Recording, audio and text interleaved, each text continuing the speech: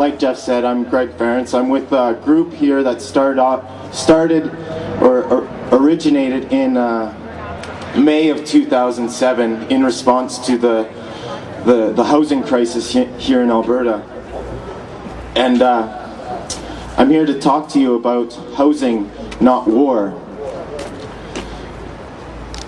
It was George Orwell in his book 1984 who wrote, "The war is waged by each ruling group against its own subjects, and the object of the war is not to make or prevent conquest of territory, but to keep the structure of society intact."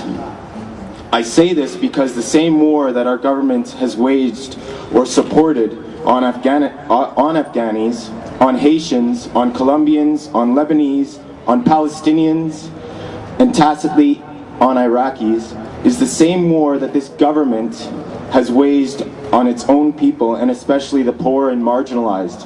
Yeah. The war on terror is an oxymoron, a contradictory term. War is terror. Amen, brother. This war is really directed against the most marginalized, disenfranchised, the most desperate, and also the most numerous, in order for the few to maintain global control of all wealth and power.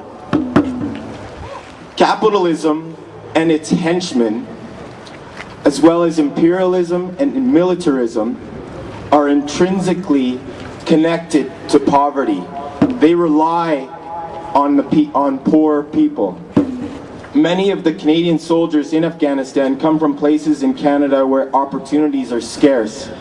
The preying Canadian Armed Forces, like the US military, is set up essentially like a welfare state, using its benefits as bait.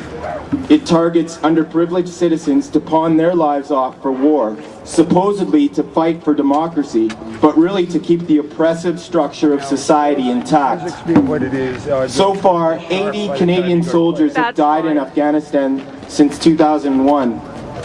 In parallel, since 2005, 117 people have died specifically due to homelessness in Edmonton alone.